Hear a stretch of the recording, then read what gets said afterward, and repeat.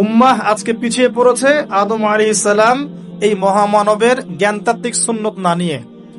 আজকে আমরা লেকচার শুনতে চাই, ইউটিউব ফেসবুক থেকে দিন শিখতে চাই, আমরা জ্ঞান অর্জন করতে চাই না। আপনি একটা লেকচারে ডাকেন, আপনি 2-3 লাখ লোক পাবেন। বাংলাদেশেই তো হচ্ছে 2-3-4-5 লাখ লোক, কিন্তু আপনি 5 লক্ষ লোককে 6 মাস একটা সিস্টেমেটিক সিলেবাস দিয়ে পড়াশোনা করতে বলেন, দে উইল ডিনাই।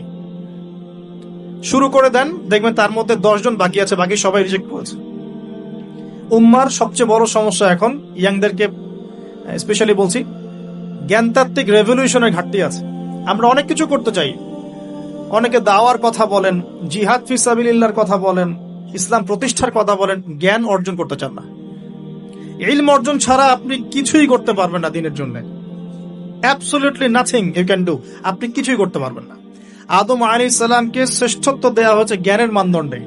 আর কোন জ্ঞান? এই মহাবিশ্বের সব জ্ঞান আল্লাহ পাক তাকে শিখিয়েছেন। আসমা কুল্লাহা, সমস্ত জ্ঞান শিখে। সুবহানাল্লাহ।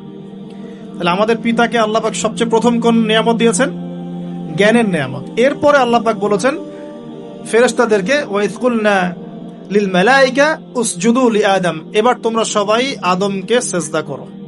এটা কিসের কারণে? ফিজিক্যাল স্ট্রাকচারের কারণে নয়, এটা কিন্তু জ্ঞানের কারণে, জ্ঞানতাত্ত্বিক সম্মানের কারণে। আর এই সিজদা সম্মানের সিজদা ছিল। এরপর আমরা জানি যে আদম আলাইহিস সালামকে জান্নাতে রাখা হয়েছে।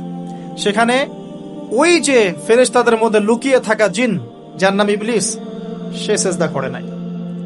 ইবলিস কিন্তু ফেরেশতা ছিল না, এটা ভুল কথা। ইবলিস কানা মিনাল জিন্নি ফাফাসাকা আন আমরি রাব্বিহি, ইবলিস ছিল জিন জাতির একজন যে তার রবের আদেশকে লঙ্ঘন করেছিল। ইবলিস ফেরেশতা ছিল না, এটা ভুল কনসেপ্ট। এমন না সে ফেরেশতা ছিল পরে শয়তান হয়ে গেছে, না, সে কখনোই ফেরেশতা ছিল না, সে জিন জাতির একজন ছিল। বিকজ এই পৃথিবীতে মানুষের আগে জিন জাতির অবস্থান ছিল। এর পূর্বে হয়তো আরো কিছু ছিল, আমরা জানি না, আল্লাহ পাক গোপন করে দিয়েছেন, আমরা জানি না। এখন ইবলিস সিজদা করেনি কেন? বিকজ সে বলেছিল খলাকতানি মিন নার ওয়া খলাকতাহু মিন তিন, আমাকে সৃষ্টি করেছেন আপনি আগুন দিয়ে, আদমকে সৃষ্টি করেছেন মাটি দিয়ে, কেন আমি আদমকে সিজদা করব? সে আদমকে সিজদা না করে এটা প্রমাণ করতে চাচ্ছে যে আল্লাহ আপনি ভুল, আমি সঠিক। নাউজুবিল্লাহ। এটাকে বলা হয় বাতিল কিয়াস, বাতিল কিয়াস, ভুল কিয়াস। এবং শুধু তাই নয়, আল্লাহ রাব্বুল আলামিন তাকে ওয়ার্ন করার পরেও সে কিন্তু ইউটার্ন করে তওবা করে ফিরে আসে নাই। সে তার মতের উপর অটল ছিল। পক্ষান্তরে আমাদের পিতামাতা যখন ফল খেয়ে ফেলেছেন জান্নাতে, যখন পোশাক খুলে গেছে, জান্নাতের পোশাক খুলে গেছে, ফল খাওয়ার পর প্রথম যে ঘটনা ঘটেছে, গায়ের পোশাকটা খুলে গেছে। দেখেন, সর্বপ্রথম আমাদের পিতামাতাকে জান্নাতে ফেরেশতাদের সামনে ইবলিস নগ্ন করে দিয়েছে। এটা ছিল আমাদের প্রতি ইবলিসের সবচেয়ে বড় আঘাত। শুরুতে, প্রথম আঘাত। শুরুতে শিরক করাতে পারে নাই, বেদাত করাতে পারে নাই, হারাম খাওয়াতে পারে নাই ইত্যাদি। শুরুতে আমাদের পিতামাতাকে সে অবাধ্যতায় লিপ্ত করে গা থেকে জান্নাতের পোশাকটা খুলে ফেলে দিয়েছে। এখান থেকে আমাদেরকে বুঝতে হবে, আজকের এই গ্লোবাল সোসাইটিতে আমরা যে নগ্নতার এই ভয়াল থাবা এবং প্রদর্শনী দেখছি, এটা ওই আসমানের ওই যে ইবলিসের যে চক্রান্ত, তার এই জমিনে বাস্তবায়ন হচ্ছে। বুঝাতে পারিনি মনে হয়, আল্লাহ মাফ করুক। ইবলিস আমাদের পিতামাতার গা থেকে কাপড় খুলে ফেলে দিয়েছিল। সূরা আরাফে আল্লাহ পাক এটা বলেছেন, ইয়ানজিউ আনহুমা লিবাসাহুমা লিয়ুরিয়াহুমা মিন সাওয়াতিহিমা। হে বনু আদম, তোমরা সতর্ক থেকো, তোমাদের পিতামাতার গা থেকে কিন্তু ইবলিস কাপড় খুলে ফেলেছিল, তোমরা পৃথিবীতে গিয়ে আবার সেই কাজ করো না। তাহলে এখন আমরা একটু বুঝতে চেষ্টা করি, ইন্টেলেকচুয়াল অডিয়েন্স সবাই আমরা, আমাদের ক্রিটিক্যাল থিঙ্কার্স দরকার। তাহলে এখন যে সোসাইটির মধ্যে নগ্নতার, বেহায়াপনার সয়লাভ চলছে, every single city and country, including Dhaka, the city of আখিরুজ্জামান, সেটাও তো দেখেন কোথায় আপনি মানে শালীনতা পাচ্ছেন। ইসলামিক কান্ট্রি হিসেবে আলহামদুলিল্লাহ এখানে অনেক কিছু পান। ওয়ার্ল্ডের অন্যদিকে তাকিয়ে দেখো। তার মানে ইবলিসের ওই এজেন্ডা এখন পৃথিবীতে কিছু মানুষ বাস্তবায়ন করছে। তাদের সাথে ইবলিসের একটা যোগসূত্র আছে আদর্শিক। আল্লাহ পাক আমাদের মা বোনদেরকে বেপরদামি থেকে হেফাজত করুন এবং আমাদের চোখগুলোকে আল্লাহ পাক পবিত্র করুন। কিভাবে আপনি চোখ নামিয়ে চলবেন এই সমাজের মধ্যে? এটা এত সহজ নয়, আমরা খুব ভালো করে জানি এটা এত সহজ নয়। তো দেখুন, অনেক ভিতরে চলে যাচ্ছি। আদম আলাইহিস সালাম হাওয়া আলাইহিস সালামকে সর্বপ্রথম নগ্ন করে দিয়েছে ইবলিস। তারা কিন্তু তওবা করে ফিরে এসেছেন। কি সেটা? রব্বানা, আমরা বলি রব্বানা যালামনা আনফুসানা ওয়া ইল্লাম তাগফির লানা ওয়া তারহামনা লানাকুনান্না মিনাল খাসিরিন। যখনই আমাদের পিতামাতা বুঝতে পারলেন যে তারা একটা ভুল করে ফেলেছেন, তখন তারা তওবা করে ইউটার্ন করলেন আল্লাহর দিকে, যেই কাজটা ইবলিস করে নাই। এই কাজটা ইবলিস না করার কারণে সে কাফের হয়ে গেছে, চিরস্থায়ী জাহান্নামী হয়ে গেছে। আর এই তওবা করে ফিরে আসার কারণে আমাদের পিতামাতা জান্নাতি হয়ে গেছে।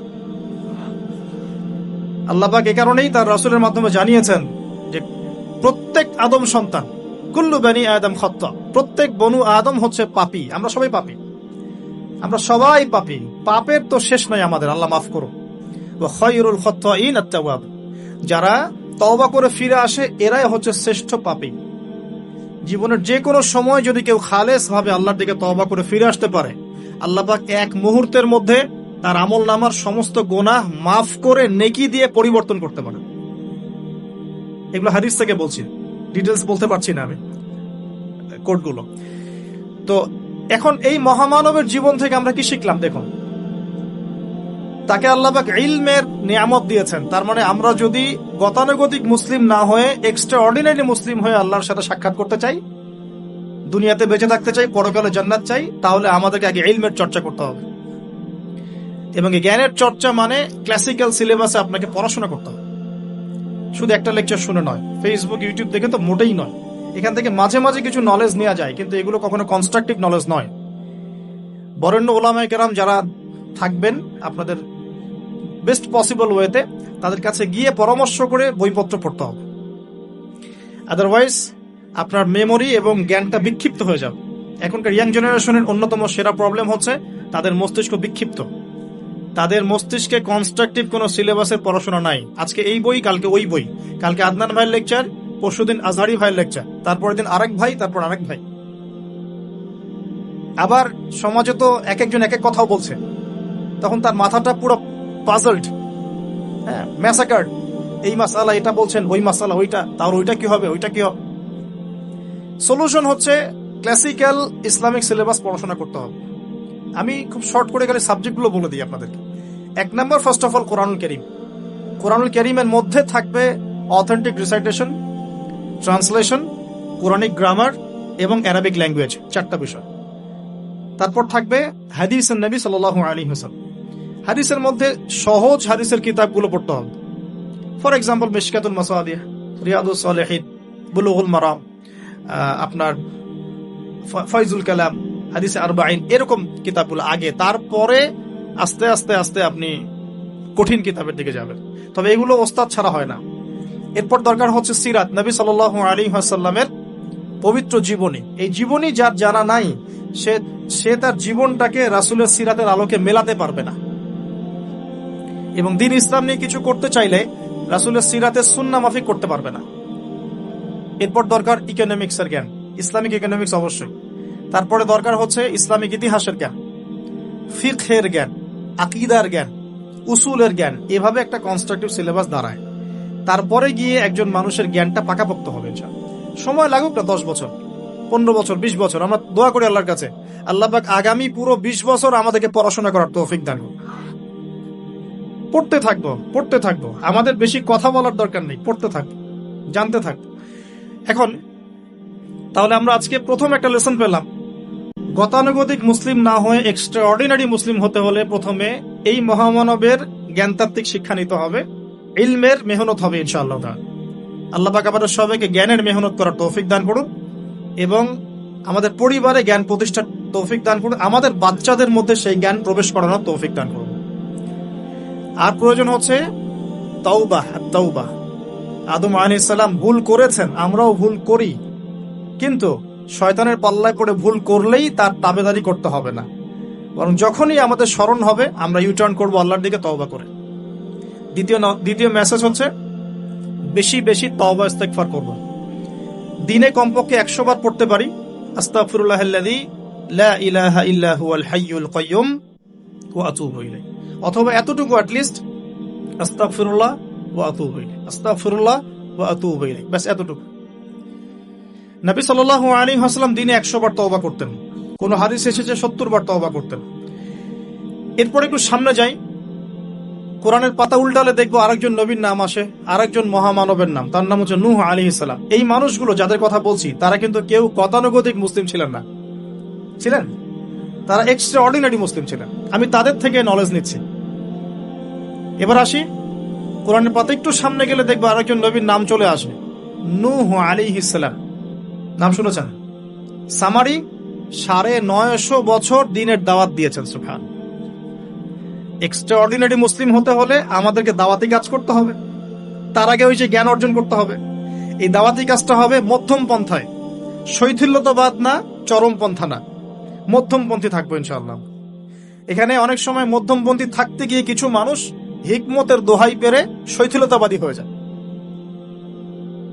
আমি মনে বুঝাতে পারি না, কিছু মানুষ মধ্যম পন্থার দাওয়াতের কথা বলেও হিকমতের দোহাই দিয়ে কখনো কখনো শৈথিল্যতাবাদী হয়ে যান।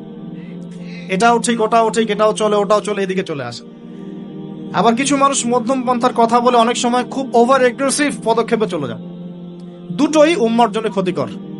এজন্যই ক্লাসিক্যাল ওলামায়ে কেরামের সাথে পরামর্শ ভিত্তিক চলাফেরা করা উচিত, তাহলে তারা ডাইরেকশন দিতে পারবেন যে কোনটা এই প্রেক্ষাপটে করা উচিত, কোনটা করা উচিত না। তো নূহ আলাইহিস সালামের জীবন থেকে আমরা শিখছি দাওয়াতের মেহনত করতে হবে। এটা আমি আজকেও শিখলাম নতুন করে। নিজের মধ্যেই মনে হলো যে আমার সামনে যে ভাই গাড়ি ড্রাইভ করছেন তাকে তো দুটো কথা বলতে পারতাম, কেন বললাম না? যে ইমামের পিছনে নামাজ পড়ে আসলাম তাকে তো দুটো কথা বলতে পারতাম, কেন বললাম না? বলতে পারতাম যে ইমাম সাহেব আপনি শুনুন, নবী সাল্লাল্লাহু আলাইহি ওয়াসাল্লাম বলেছেন দুনিয়ার সবচাইতে নিকৃষ্ট চোর হচ্ছে সে ব্যক্তি যে রুকু সেজদা ঠিক মতো আদায় করে না। চুরি করলে চোরের হাত কেটে ফেলতে হয়। যদি কেউ আমার ফোনটা চুরি করে, ইসলামিক লস কি বলছে? তার হাতটা কেটে ফেলতে হয়। আর নবীজি বলছেন সবচেয়ে নিকৃষ্ট চোর সে ব্যক্তি যে ব্যক্তি রুকু সেজদা ঠিক মতো আদায় করে না। তো আমরা এরকম দাওয়াতের অনেক ক্ষেত্র পাই। নিজেও ফিল করলাম যে না, আসলে মনে হয় আমি পরিপূর্ণ দায়ী হতে পারছি না। আমি তো যে বিমানে আসলাম তার কেবিন ক্রুদেরকে দাওয়াত দিতে পারতাম, অ্যাটলিস্ট শালীনতার একটা আয়াত শোনাতে পারতাম যে এই পোশাকগুলো মেয়েদের পরা উচিত নয়। যে পোশাকটা আপনি পরে আছেন, আকাশে উঠছে, সুবহানাল্লাহ, 1 সেকেন্ডের মধ্যে প্লেন ক্র্যাশ করতে পারে। Possible or not possible? 1 সেকেন্ডের মধ্যে। সেখানে আমি কিভাবে আল্লাহর জিকির বাদ দিয়ে বেহায়াপনা লিপ্ত হতে পারি? বিশ্বাস করেন, হয়তোবা আমি একটু দুর্বল মনের মানুষ কিনা জানি না, কিন্তু আমি এয়ারে উঠলে আমার সবসময় ফিকির থাকে লা ইলাহা ইল্লাল্লাহ লা হাওলা ওয়ালা কুওয়াতা ইল্লা বিল্লাহ আস্তাগফিরুল্লাহ ওয়া আতুবু ইলাইহি। মানে আমি মনে হয় যে আল্লাহ পাক ধরে রেখেছেন আমাকে, এটা ফিল করে আল্লাহ ধরে রেখেছেন বলে যেতে পারছি। ওখানে আমরা কিভাবে নগ্নতা প্রদর্শনী করতে পারি, কিভাবে করতে পারি? তো দাওয়াতের অনেক ক্ষেত্র সামনে আসে। আপনার সন্তানকে, আপনার স্ত্রীকে, আপনার প্রতিবেশীকে, ড্রাইভারকে, সবজিওয়ালাকে আমরা দাওয়াত দিতে পারি। বাট আমি মনে হচ্ছে যে আমি আসলে কথাটা বলছি বড় গলায়, আমি এখনো নিজে ওটা হতে পারি নাই। আল্লাহ পাক আমাদেরকে হওয়ার তৌফিক দান করুন। নূহ আলাইহিস সালাম 950 বছর দাওয়াত দিয়েছেন। একটা খালি এক্সাম্পল দিচ্ছি, তিনি সূরা নূহের মধ্যে আল্লাহ পাক বলেছেন, নূহ আলাইহিস সালাম আল্লাহকে বলছেন, রব্বি, হে আমার রব, ইন্নী দাআউতু কওমি লাইলা ওয়া নাহারা, আমি আমার এই কওমকে প্রতিদিন প্রতি রাত দাওয়াত দিয়েছি। সুবহানাল্লাহ, প্রতিদিন প্রতি রাত। আজকে এসেছি, হয়তো 2-3 মাস পরে আপনাদের এখানে আবার আসতে পারি। প্রতিদিন প্রতি রাত কিন্তু আমি দাওয়াতি কাজ করতে পারছি না, আমরা কেউই করছি না। নূহ আলাইহিস সালাম বলছেন আমি বিনা আজর, কোনো আজর ছাড়াই, কোনো স্বার্থ ছাড়াই, আল্লাহ আমি আমার কওমকে দিন রাত দাওয়াত দিয়েছি। ওয়ালাম ইয়াজিদহুম দুআই ইল্লা ফিরারা, যখনই দাওয়াত দিয়েছি আমার দাওয়াত শুনে তারা খালি পৃষ্ঠ প্রদর্শন করেছে।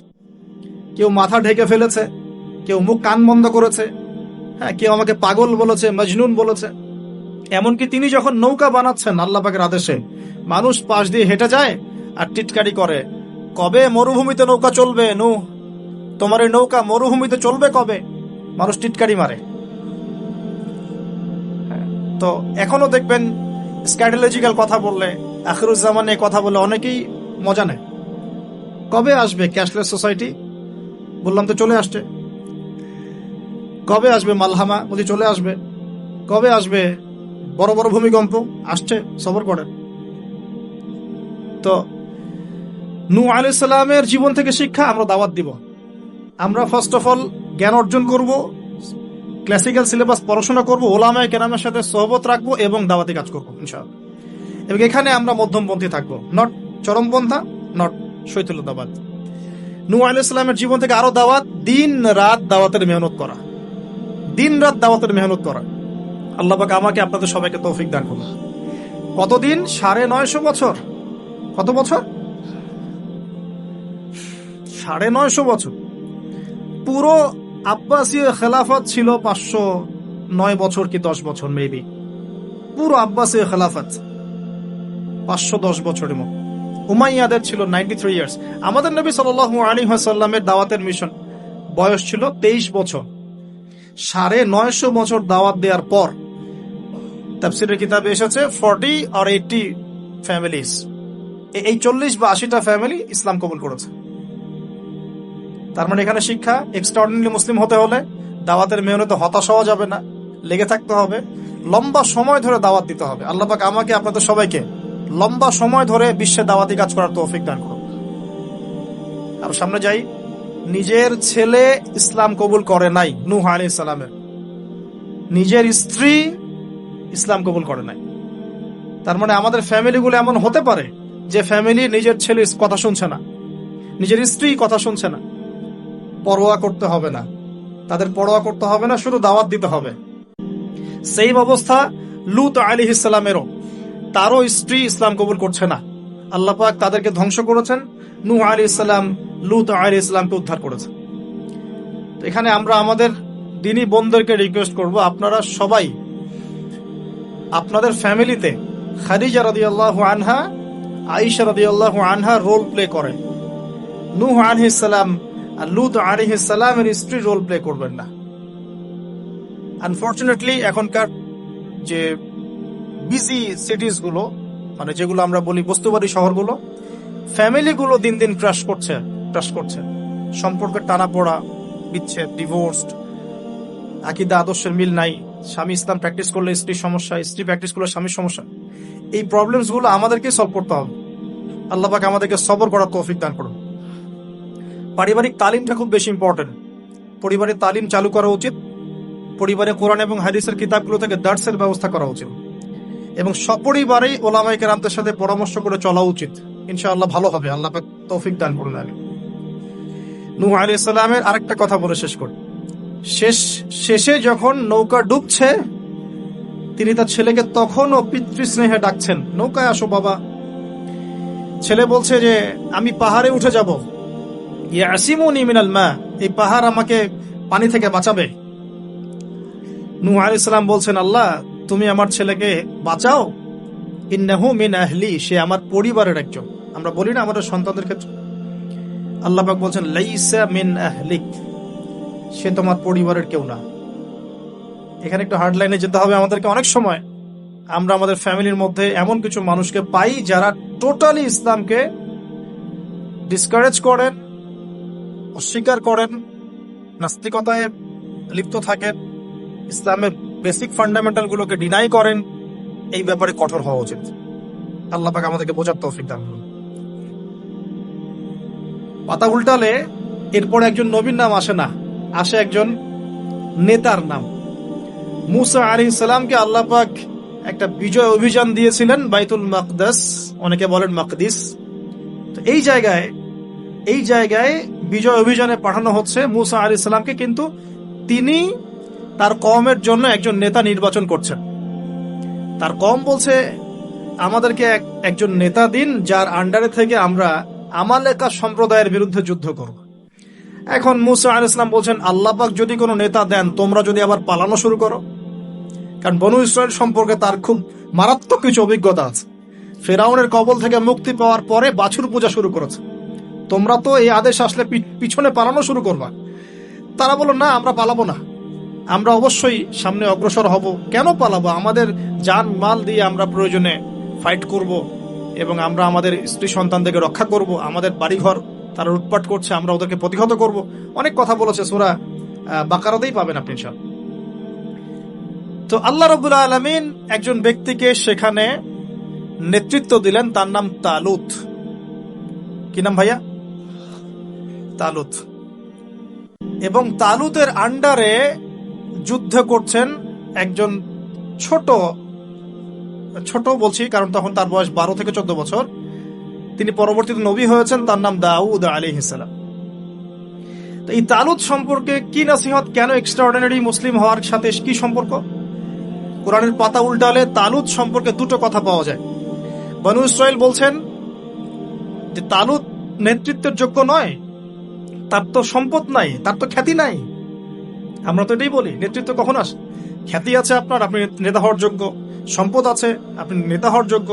আমাদের থটস এরকম, এটা বনু ইসরাইলের ইহুদিদের থটস, ঠিক আছে? কিন্তু আল্লাহ পাক বলছেন, সূরা বাকারাতে আছে যে আল্লাহ রাব্বুল আলামিন তাকে দিয়েছেন বাসতাতাও ফিল জিসমি ওয়াল ইলম। তালুতকে আমি নেতৃত্ব দিয়েছি কারণ তালুতকে আমি আল্লাহ দুটো নেয়ামত দিয়েছি। এক হচ্ছে শারীরিক ফিজিক্যাল শক্তি এবং সুস্থতা, এবং জ্ঞানের প্রজ্ঞার পারদর্শিতা। তাহলে নেতৃত্বের দুটো গুণ পেলাম, প্রজ্ঞা, জ্ঞান এবং শারীরিক সুস্থতা, শক্তি। এক্সট্রাঅর্ডিনারি মুসলিম হতে হলে আমাদের সবাইকে সুস্থ থাকতে হবে, ফিজিক্যালি স্ট্রং থাকতে হবে। এটার জন্য এখনকার লাইফস্টাইল ত্যাগ করতে হবে। You have to change your food habits and lifestyle. এখন এটা নিয়ে আমিও বেশি কথা বলছি কারণ আমি নিজেও ট্রাই করছি। বিশ্বাস করেন, আপনাদেরকে আমি ফখর করে বলছি না। এক একটা স্টেডিয়াম আমরা যখন ছোট, 20 বছর বয়স, 20 থেকে 25, 10 রাউন্ড আমাদেরকে আগে দিতে হতো, 10 রাউন্ড। এখন 3, হাইয়েস্ট 4। তাহলে ওই তালুতের ওই স্ট্রেংথ কিন্তু আমার কাছে এখন নাই। তার মানে আমার কাছে এখন নেতৃত্বের যোগ্যতাই নাই। তাহলে আমাদের এমপি মন্ত্রীদের কি হবে? বাংলাদেশের কথা বলছে, তাহলে কি হবে? কেউ হুইল চেয়ারে, কেউ জ্বর হলে সিঙ্গাপুরে, কেউ ওইখানে অপারেশন, কেউ ওইখানে। ফিজিক্যালি ফিট কয়জন আছেন? আমি কিন্তু তাদের সাথে খুব মজা করে কথা বলি, তাদের সাথে আমার খুব ভালো সম্পর্ক।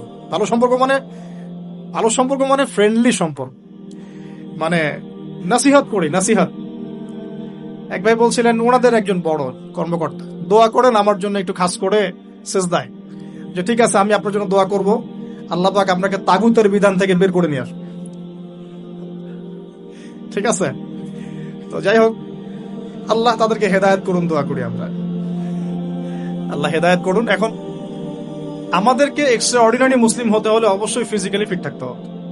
তালুতকে আল্লাহ পাক ফিটনেস দিয়েছেন, আর ফিটনেস কিভাবে আমরা রক্ষা করব আমরা বুঝবো। এটা খাবার দাবার, ঘুমানো, স্পেশালি ঘুমানো, ঘুম থেকে ওঠা, ফজরের পরের জগিং, প্রয়োজনে জিম, এবং ফুড হ্যাবিট চেঞ্জ করা। রাসূল সাল্লাল্লাহু আলাইহি ওয়াসাল্লামের প্রফেটিক লাইফস্টাইল ফলো করলে ইনশাআল্লাহ আমরা সুস্থ থাকবো। আল্লাহ পাক আমাদের সবাইকে, আমি সহ আপনাদের সবাইকে আল্লাহ পাক সুস্থতার নিয়ামত দান করুন, এবং আল্লাহ পাক আমাদের সবাইকে দীর্ঘ নেক হায়াত দারাজ করুন।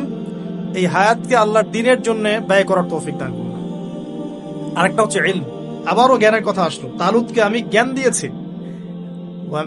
ইউতাল হিকমা, আল্লাহ পাক বলছেন যে ওয়ামা ইউতাল হিকমাতা ফাকাদ উতিয়া খায়রান কাসীরা, যাকে প্রজ্ঞা দেয়া হয়েছে তাকে প্রচুর প্রচুর প্রচুর কল্যাণ দেয়া হয়েছে। সুবহানাল্লাহ। পাতা উল্টাই সামনে যাই, এক্সট্রাঅর্ডিনারি মুসলিম ছিলেন আরেকজন, তার নাম হচ্ছেন দাউদ আলাইহিস সালাম, যিনি তালুতের বাহিনীতে যুদ্ধ করছেন। আমালেকা সম্প্রদায়ের মধ্যে অনেক বিশাল দেহি কিছু মানুষ ছিলেন, তার মধ্যে একজনের নাম জালুত। ওই জালুত নাকি একাই 100 জনের সাথে লড়াই করতে পারত। তো তালুত যখন নদী পার হচ্ছে তখন বলেছিল যে কেউ পানি খাবে না, শুধুমাত্র 1 ঢোক পানি খেতে পারবে। যে ব্যক্তি পানি খাবে ফালাইসা মিন্নি, সে আমার কিন্তু অন্তর্ভুক্ত হতে পারবে না। তাফসিরে আসছে মাত্র 313 জন সৈন্য পানি না খেয়ে থাকতে পেরেছে। ওই যে বদরে 313 জন, ঠিক তালুতের যুদ্ধেও 313 জন। এটা অনেকে জানেন না, বদর যুদ্ধ হয়েছে 313 জন সাহাবী, তালুতের সাথেও ছিল মাত্র 313 জন। আর এদিকে আমালেকা সম্প্রদায়ের বিশাল বাহিনী। এখন আমালেকা সম্প্রদায়ের মধ্যে এক যোদ্ধা আছে, তার নাম জালুত, যে একাই 100 জনের সাথে লড়াই করতে পারে। আল্লাহ রাব্বুল আলামিন তার সাথে মোবারাজার জন্য দাউদ আলাইহিস সালামকে আদেশ করছে। দাউদ আলাইহিস সালামের বয়স তখন 14 বছর। বলা হচ্ছে তাফসীরের কিতাবে, দাউদ আলাইহিস সালাম দূর থেকে একটা ওই যে গুলতি বলি আমরা, বাটুল গুলতি টাইপের, এগুলো নিক্ষেপ করে এটা সরাসরি তার এই দুই চোখের মাঝখানে গিয়ে লাগিয়েতেই তার ইন্তেকাল হয়ে গেছে, মৃত্যু হয়ে গেছে। জালুত শেষ। এটা দেখে আমালিকা সম্প্রদায় পিছনে পালানো শুরু করেছে। 313 জন নিয়ে এই মুসা আলাইহিস সালামের নেতৃত্বে, তালুতের নেতৃত্বে এই বাহিনী বাইতুল মাকদিস বিজয় করেছিল। দাউদ আলাইহিস সালাম থেকে আমাদের কি শিক্ষা আছে একটু দেখি। এক্সট্রাঅর্ডিনারি মুসলিম হতে হলে কি করতে হবে? দাউদ আলাইহিস সালাম সম্পর্কে আল্লাহ রাব্বুল আলামিন দুটো কথা বলেছেন। এক, আল্লাহ রাব্বুল আলামিনের কাছে দাউদ আলাইহিস সালামের নামাজ অনেক অনেক বেশি পছন্দের ছিল, এবং আল্লাহ রাব্বুল আলামিন দাউদ আলাইহিস সালামের রোজাটা অনেক বেশি পছন্দ করতেন। আমরা কি জানি তিনি কেমন করে রোজা রাখতেন? একদিন রোজা রাখতেন, পরের দিন রাখতেন না, তারপরে আবার রাখতেন, তারপর রাখতেন না, তারপর আবার রাখতেন, তারপর রাখতেন না। এভাবে তিনি সারা বছর রোজা রাখতেন। সুবহানাল্লাহ। এবং রাতের বেলা এত চমৎকার করে জাবুর তেলাওয়াত করতেন আর নামাজে দাঁড়িয়ে থাকতেন, তার এই জাবুরের তেলাওয়াত শুনতে পাখি, অনেক তাফসীরে আসছে পাখি, মাছ, অন্যান্য প্রাণী তারা এসে চুপ করে বসে তার তেলাওয়াত শুনতো। এগুলো কোনো গাল গল্প নয়। বিশ্বাস করেন আল্লাহ পাকের এই পৃথিবীতে যত মাখলুক আছে সবাই আল্লাহর ইবাদত করে, সবাই। আল্লাহ পাক তো আমার নামাজের মুখাপেক্ষী নন। আসমান নামাজ পড়ছে, জমিন নামাজ পড়ছে, চন্দ্র সূর্য নামাজ পড়ছে, পাহাড় পর্বত নামাজ পড়ছে। একজন সুফি পীর সাহেবের সাথে সাক্ষাৎ হয়েছিল, তিনি বলেছেন যে আমাদের বডির মধ্যে যে কীট পতঙ্গগুলো থাকে সেগুলো তাসবিহ পাঠ করে। তো আল্লাহ পাক তো আমার নামাজের মুখাপেক্ষী নন। তো এখান থেকে এক্সট্রা অর্ডিনারি মুসলিম হতে হলে, আহসান হতে হলে আমাদেরকে নামাজ ঠিক করতে হবে।